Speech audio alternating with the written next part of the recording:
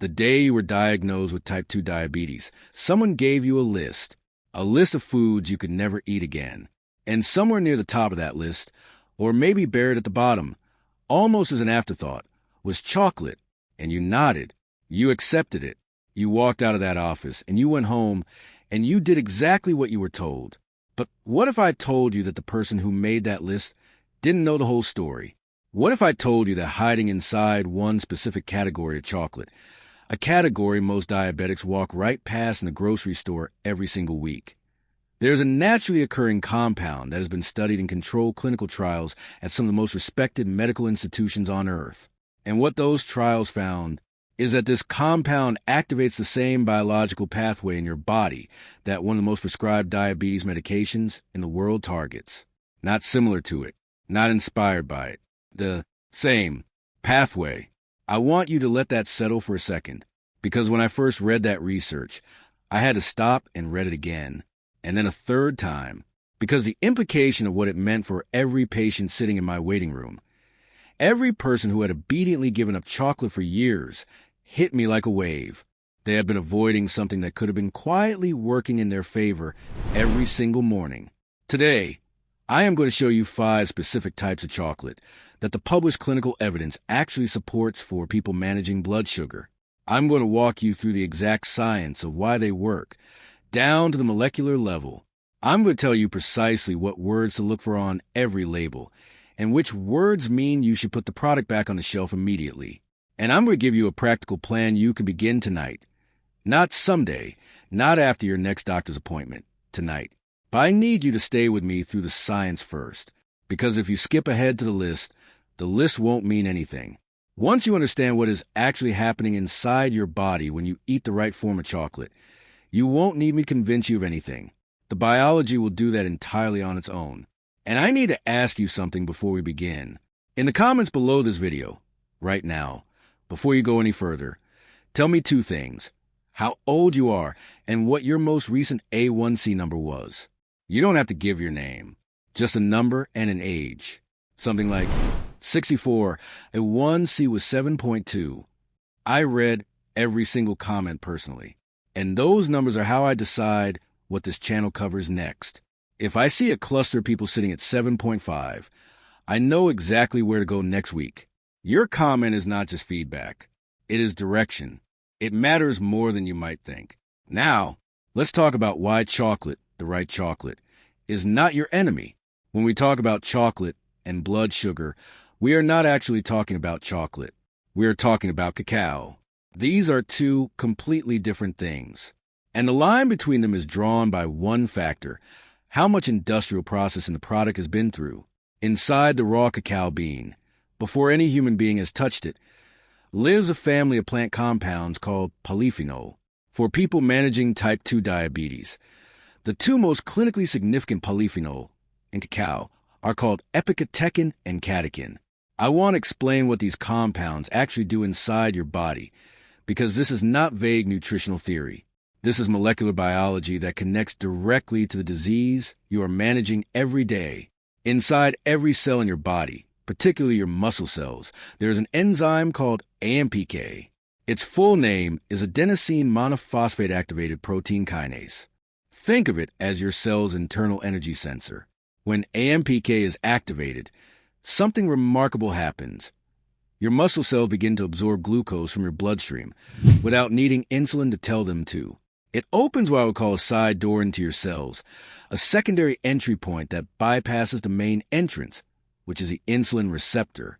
And in type 2 diabetes, that main entrance is broken. It doesn't respond the way it should. So a pathway that bypasses it, that is not a small thing.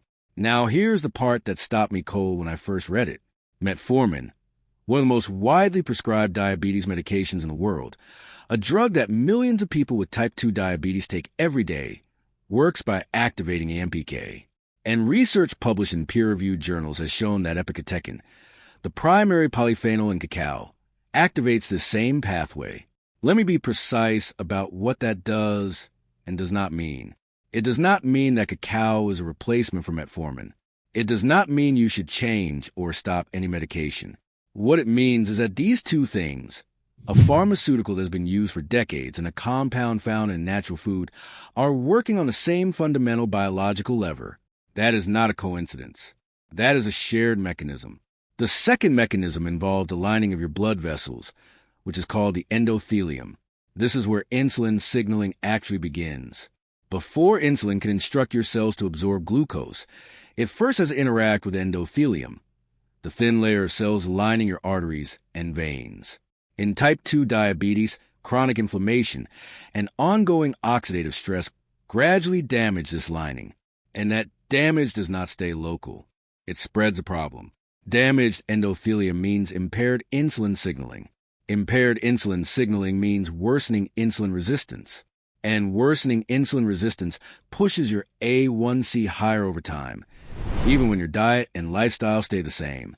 Multiple randomized controlled trials, the gold standard of clinical evidence, have shown that the flavonoids in cacao can measurably improve endothelial function. This is tested using a specific measurement called flow-mediated dilation, which measures how well your arteries expand in response to increased blood flow. When cacao flavonoids improve that number, it means the lining of your blood vessels is functioning better. And when it functions better, insulin can do its job more effectively. You are not just managing a number. You are repairing a system. Your gut is home to trillions of microorganisms, bacteria, primarily, that play an active role in your metabolic health. They are not passive passengers. They communicate directly with your immune system, your hormonal system, and your insulin sensitivity. Cacao polyphenol do something very specific in the gut. They selectively feed beneficial bacterial strains, particularly lactobacillus and bifidobacterium. When these bacteria flourish, they produce compounds called short-chain fatty acids. And those short-chain fatty acids have been shown to directly influence insulin sensitivity and reduce the inflammatory signaling that drives type 2 diabetes forward year after year. This is why the clinical results from cacao are not just about the moment you eat it. They are cumulative. Consistent daily consumption builds an environment in your gut that makes your body more responsive to insulin over time. 3 mechanisms, 1 food source. And here's a critical point that connects all 3. Every step of industrial chocolate manufacturing, roasting at high temperatures, a process called alkalization, conching, pressing, degrades these polyphenol. The more processed a chocolate product is, the fewer of these compounds survive to the moment you put in your mouth. This is why the 5 types I am about to share are ranked not by flavor or popularity. They are ranked by polyphenol preservation and the strength of the clinical evidence behind each one. I am starting here because this is where most people can realistically begin without feeling like they've been handed a punishment. 70% dark chocolate has a glycemic index of approximately 23. I want you to compare that number to a few things you might not expect. Whole wheat bread, glycemic index of 69. Table sugar, 65. A standard commercial milk chocolate bar, often above 50. A typical granola bar marketed as a healthy snack, frequently 55 to 65. And yet whole wheat bread is sitting in most diabetic households as an acceptable food, while chocolate has been completely banned. The glycemic index of 23 is not an accident, and it is not because there is no sugar in a quality 70% dark chocolate bar. There is sugar, but something else is happening simultaneously that changes how your bloodstream experiences it. The cacao fat in dark chocolate delays what scientists call gastric emptying, the rate at which food leaves your stomach and enters your small intestine. When gastric emptying slows, glucose absorption slows with it. Your bloodstream does not receive a flood. It receives a slow, controlled trickle. The cacao fiber compounds the effect. Fiber physically slows the diffusion of sugar across the wall of your intestine. Less surface contact per unit of time means less glucose entering your blood per minute. Fat slows the stomach. Fiber slows the intestine. The result is a blunted, extended, manageable glucose response. I want to tell you about Harold. He came to my office at 72 years old, retired school principal, prediabetes diagnosis from 6 months prior, and A1C that had climbed from 5.8 to 6.2 in a single year. The trend was going the wrong direction. Harold had a ritual. Every evening after the news, around 8 o'clock, he would have 1 or 2 small pieces of chocolate. He had done this for 30 years. It was not a craving.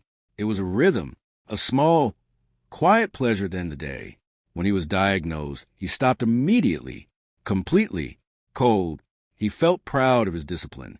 His next A1C reading, 6.3. Still climbing. What had happened? The ritual was gone, but the 8 o'clock need was still there. By 9, Harold was reaching for crackers, microwave popcorn, and dried fruit. Not because he was weak, because something in his evening structure was missing, and his body was searching for it. I did not tell Harold to bring chocolate back.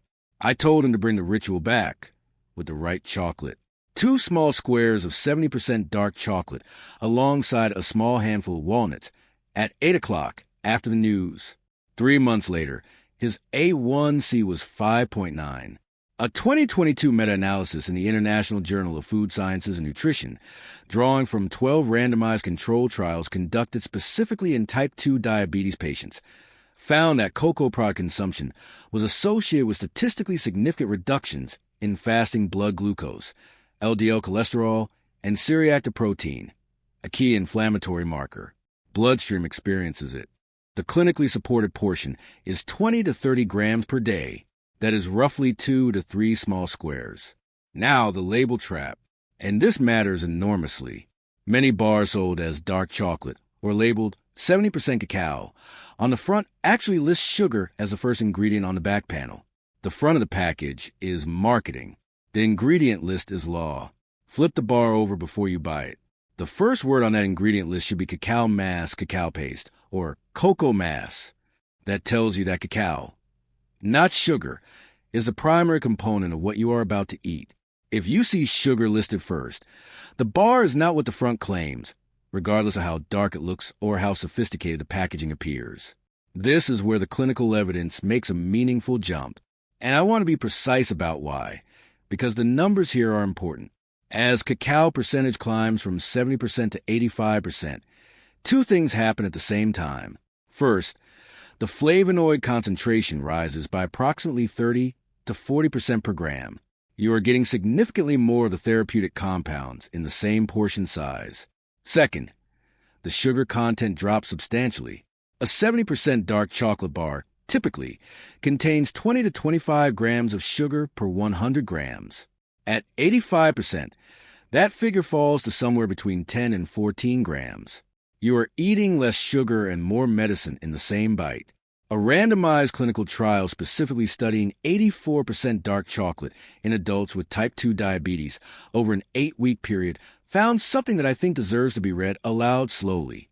Adults consuming 30 grams of high-percentage dark chocolate daily showed statistically significant reductions in fasting blood glucose, hemoglobin A1C, LDL cholesterol, triglycerides, C-reactive protein, TNF-alpha, and IL-6.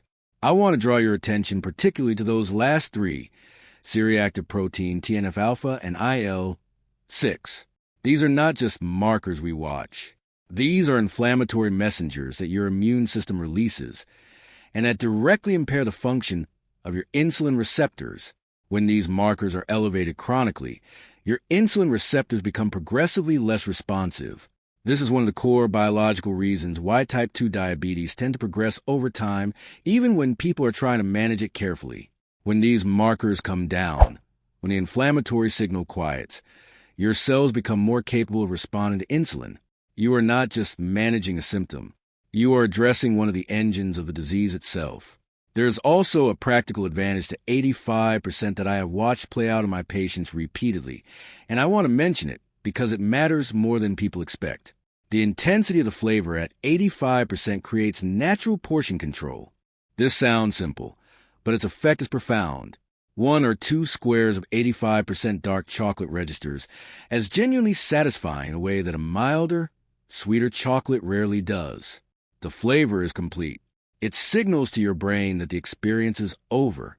I have watched people who struggle for years to limit themselves to 2 squares of 70% find that 2 squares of 85% feels effortless, not because they became more disciplined, but because the chocolate itself communicated completion before they wanted more. Now, the label trap for 85%, because it is different from 70%.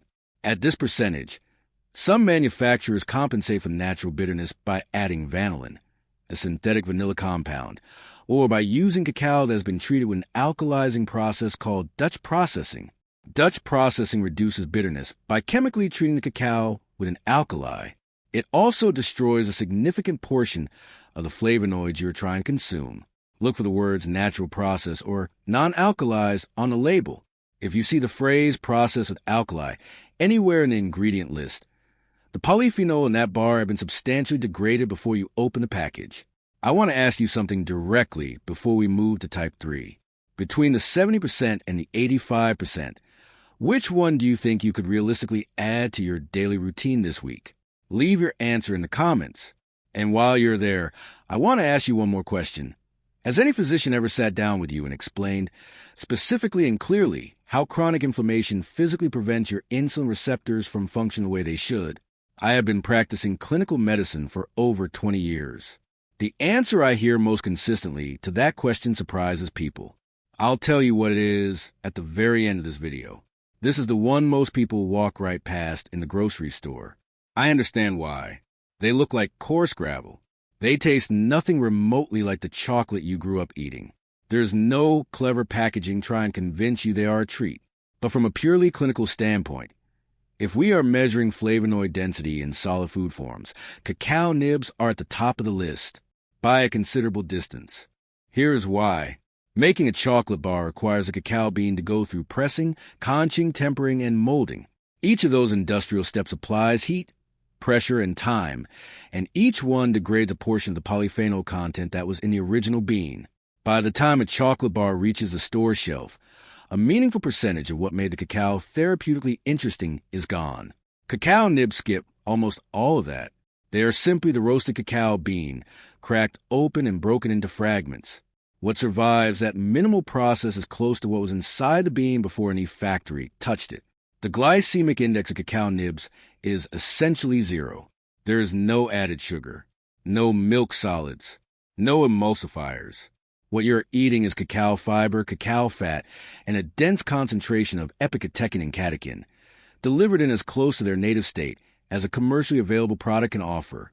Now I want to be direct with you, the way I would be in a consultation room, with no reason to oversell anything. I do not recommend cacao nibs as a standalone snack. The bitterness is sharp, very sharp, and I have no interest in handing you a recommendation you will use once, decide you hate, and abandon. That helps no one. What I tell my patients is this: use cacao nibs as an ingredient, not a snack. Weave them invisibly into foods you already enjoy. A teaspoon stirred into full-fat plain Greek yogurt. You barely taste the bitterness. You taste depth and a faint chocolate note, and the texture becomes interesting rather than off-putting. A small amount blended into oatmeal before it finishes cooking. The heat softens their texture, and the chocolate flavor becomes part of the oatmeal rather than on top of it. A tablespoon added to a homemade trail mix with unsalted almonds and raw pumpkin seeds. It disappears into the mix, adds complexity, and you are getting flavonoid delivery inside of food you were going to eat anyway.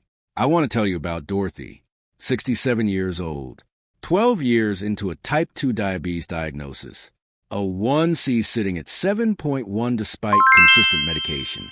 She had given up chocolate years before and felt no grief about it anymore. She had simply accepted that chapter was closed. But her fasting glucose had plateaued for 3 years. Her medication was working. Her diet was careful, and the numbers were not moving. That kind of plateau is frustrating in a way that is difficult to describe to someone who has not experienced it. The sense that you are doing everything right and your body is not cooperating. We talked about cacao nibs specifically. She was skeptical, but she started 1 teaspoon, stirred into her morning yogurt every day. Just that one change. Nothing else was altered. 5 months later, her fasting glucose had dropped by an average of 11 points. Her next A1C reading, 6.7. 1 teaspoon. The ingredient list on cacao nibs should contain exactly one item: cacao nibs, or possibly roasted cacao beans. That is it. Nothing else should be on that list. Some products blend in cane sugar or coconut sugar and still market themselves as natural, raw cacao nibs. The word natural has no legal definition in most countries. It means nothing. The ingredient list means everything. If there is a second ingredient, any second ingredient, look for a different brand. If this is helping you, type the number 3 in the comments right now. And if you have not yet subscribed, hit that button and turn on the notification bell. The next video builds directly on what we are covering today, and I do not want you to miss it.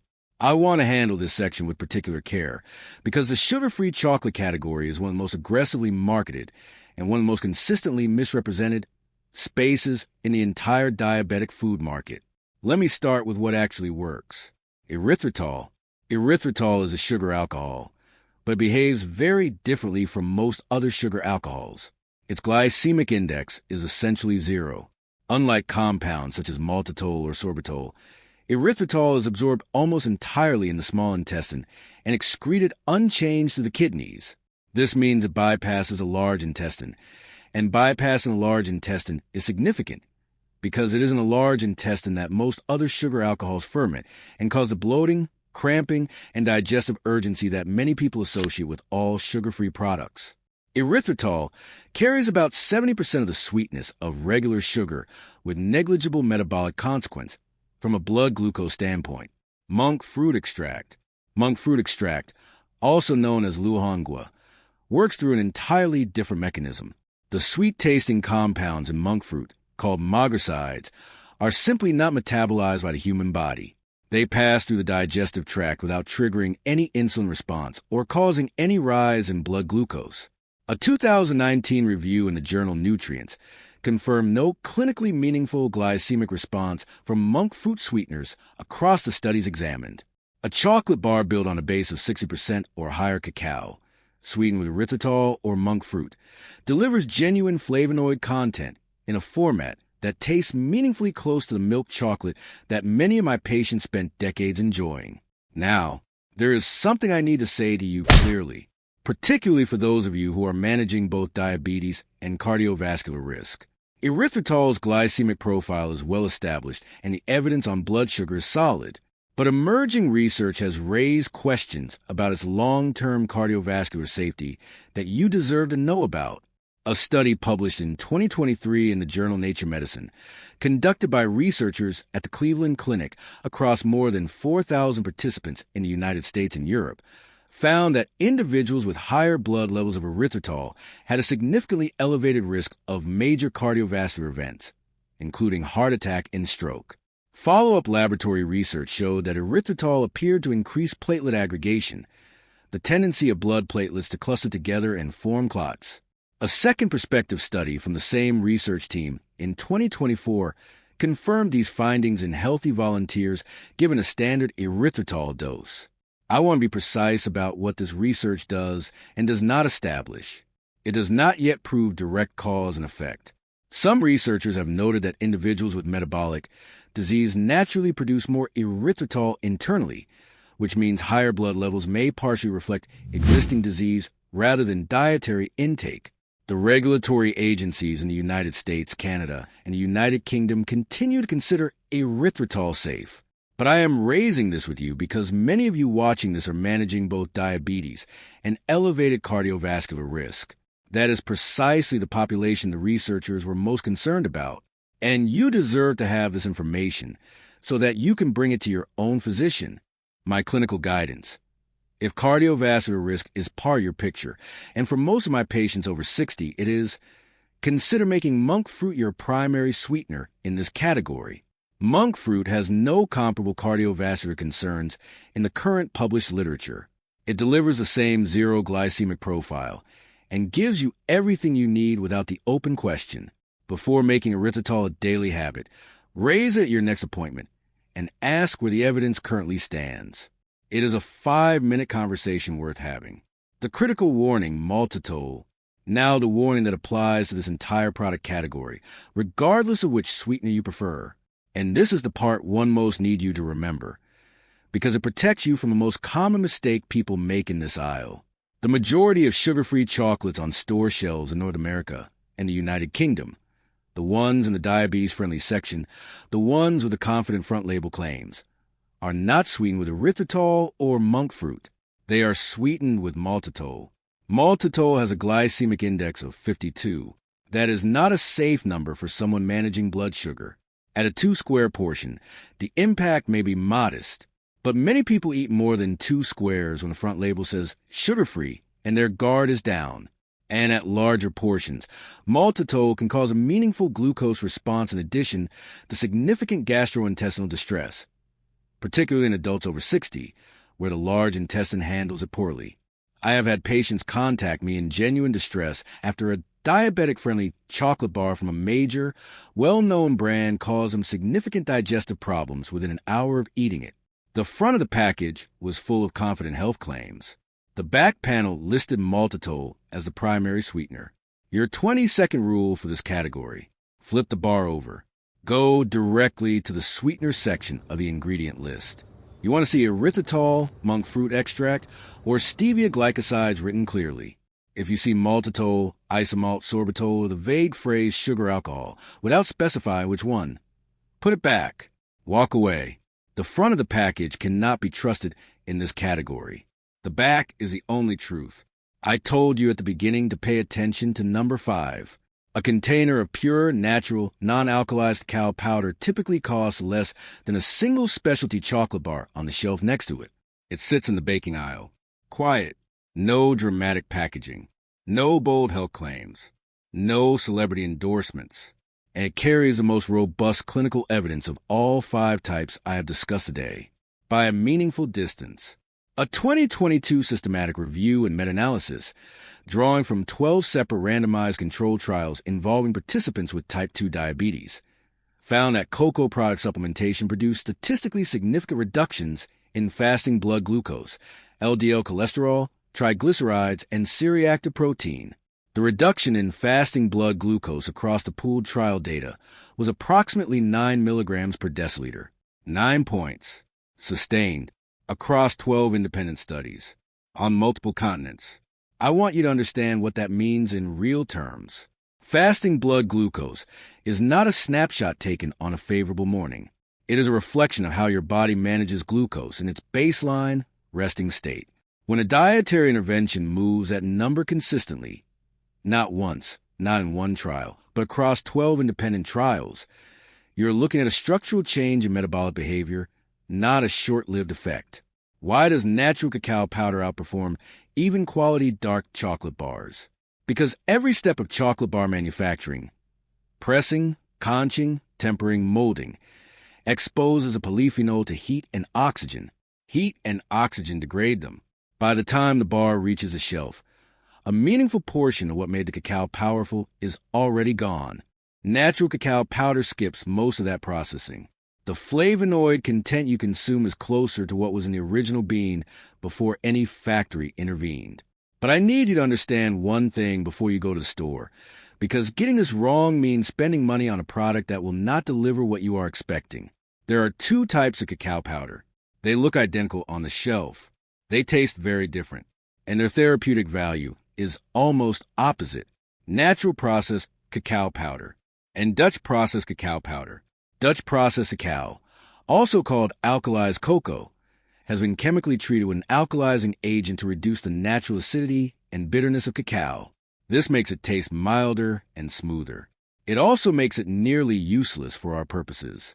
Research published in the Journal of Agricultural and Food Chemistry found that heavy Dutch processing retains as little as 10% of the original flavonol content. That is a loss of up to 90%. 90% of the compounds you're trying to consume destroy by processing before the container is sealed. Natural processed cacao retains the full polyphenol profile. It is slightly more acidic. It is slightly more bitter. That is the trade-off. And for someone managing blood sugar, it is not a difficult trade-off to accept. I want to tell you about James, 76 years old, retired engineer. 8 years into a type 2 diabetes diagnosis, a 1C at 7.4, on 2 medications, skeptical of absolutely everything that did not come from a peer-reviewed journal. He told me plainly in our first conversation he was not interested in health fads. So I did not pitch it as a health fad. I told him there were 12 controlled trials and a published meta-analysis in a peer-reviewed journal that his fasting glucose numbers had been resistant to improvement for over 2 years, and that this intervention cost approximately the same per month as a single specialty coffee. He was interested in that. We added 1 tablespoon of natural cacao powder to his morning coffee, a small amount of cinnamon, unsweetened almond milk. He stirred it in each morning and went about his day. Nothing else changed. 6 months later, his A1C was 6.9. He came back to his appointment and said, "I want to see those 12 studies." I printed them out for him. The ingredient list on natural cacao powder must contain exactly 1 item, cocoa powder or cacao powder. That is it. Not natural flavors, not soy lecithin, not cane syrup, not cocoa powder and alkalizing agent. 1 ingredient. And anywhere on the label, front or back, if you see the words Dutch processed, or processed with alkali, put it back. Find a different brand. The polyphenol that make this product worth buying have been largely destroyed. If this video is giving you something useful, type the number 5 in the comments. And if you have not liked the video yet, please do that now. It takes 1 second, and it helps me reach more people who need this information. Before I close, I want to address something that almost never comes up in a clinical conversation about food and diabetes. And I believe it may be the single most important thing I say in this entire video. There is a well-documented phenomenon in nutritional behavior research, sometimes called the what the hell effect. It describes a psychological pattern that occurs when a person has created a strict, absolute prohibition around a specific food, and then accidentally violates that rule. Here is what happens. Instead of stopping, they go further. The rule collapses. The forbidden food gets consumed in quantities that would never have occurred if the rule had never existed in the first place. The restriction itself created the binge. For someone with type 2 diabetes, this cycle has a measurable physiological cost, not just a psychological one. The stress hormone cortisol rises during guilt. That is not a metaphor. Cortisol elevation is measurable, reproducible, and well documented in the clinical literature. An elevated cortisol directly raises blood glucose through a process called gluconeogenesis, where your liver releases stored glucose into the bloodstream in response to a perceived threat signal. What this means in practical terms is this: 2 people can eat the exact same piece of dark chocolate. One feels informed, intentional, and calm about the choice. The other feels guilty and anxious. The person who feels guilty may actually experience a worse blood glucose outcome, not because of what they ate, but because of how they felt about eating it. The stress response is a blood sugar response. This is not philosophy. This is biochemistry. The patients I have watched achieve durable, multi-year blood sugar management, not a 3-month improvement that collapsed by summer, but genuine sustained progress across years, are not the ones with the most rigid rules. They are the ones who built planned, informed, portion-controlled inclusion of the foods they genuinely want into a daily structure they can maintain for the rest of their lives. Willpower is a resource. It depletes. It runs out. It fails under stress, under poor sleep, under social pressure, under any of the 10,000 ordinary stresses that constitute a human life. Knowledge does not deplete. Understanding does not run out. A person who understands why 2 squares of 85% dark chocolate at 8 o'clock is a reasonable, evidence-supported choice, that person does not need willpower. They need a good bar and a small plate. You now have the understanding. The rest is logistics. Let me bring everything together. 5 types. Here is what the evidence supports. Type 1, dark chocolate at 70% cacao. Your doorway in. A glycemic index of approximately 23. Clinically documented flavonoid delivery. Widely available in nearly every grocery store. The label rule. Cacao must be the first ingredient, not sugar. Type 2, dark chocolate at 85% and above, where the evidence expands from blood glucose management to inflammation reduction. Documented reductions in C-reactive protein, TNF-alpha, and IL-6, the inflammatory markers that drive insulin resistance forward over time. Natural portion control built into the flavor itself. The label rule, look for natural process or non-alkalized. Avoid anything saying processed with alkali. Type 3, cacao nibs, the highest flavonoid density in any solid cacao form. Not a snack, an ingredient. 1 teaspoon in yogurt or oatmeal, woven invisibly into something you are already eating. The label rule, 1 ingredient only. Walk away from anything with a second ingredient on the list. Type 4. Sugar-free chocolate sweetened with monk fruit extract or erythritol. The closest format to the milk chocolate many of my patients remember, with essentially no glycemic consequence. If you are managing cardiovascular risk alongside diabetes, prioritize monk fruit. Avoid maltitol completely. Glycemic index of 52, not the 0 the front label implies. Read the sweetener line, not the front of the package. Type 5. Pure unsweetened natural cacao powder. The least expensive product in this entire conversation. 12 randomized controlled trials. Statistically significant reductions in fasting blood glucose across pooled data. 1 tablespoon in your morning coffee or yogurt. The label rule, 1 ingredient. The words Dutch process or process with alkali anywhere on the label mean you put back and find a different brand. Here is what I want you to do this week. 1 concrete step beginning today. Go to the baking aisle of your grocery store. Find the natural cacao powder. Flip it over and confirm the ingredient list has exactly 1 item. Take it home. Add 1 tablespoon to your morning coffee, or stir it into your yogurt, or mix it into your oatmeal. Monitor your blood sugar 2 hours after breakfast for the first week. Your body's response is the most important data point in this conversation. More important than any trial, more important than anything I have said. And at your next appointment, ask your physician a simple, direct question. Given my current A1C and medication plan, is there any reason I should not add natural cacao powder to my daily routine? That is a conversation worth having. And you now have the clinical vocabulary to have it clearly and confidently. 1 final question before you go. Of these 5 types, which one surprised you most? And which are you planning to try first? Tell me in the comments. I read every answer, and your responses genuinely shape what this channel covers next.